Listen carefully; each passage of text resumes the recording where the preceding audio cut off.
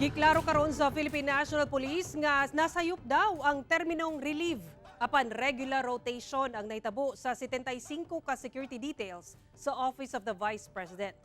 Kainumduman nga kagahapon gibutyag ni Vice President Sara Duterte sa usa ka official statement nga 75 ka personahe sa PNP nga anaa sa Vice Presidential Security and Protection Group ang girelieve apan giklaro sa Vice Presidente nga dili maapektuhan niini ang iyang trabaho.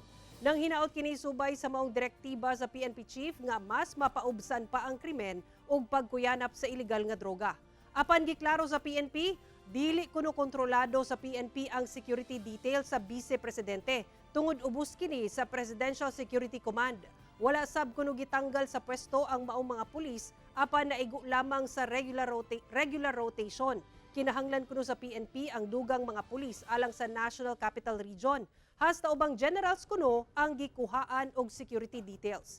Andam kuno nga panalipdan ang seguridad sa Vice Presidente sa Presidential Security Command.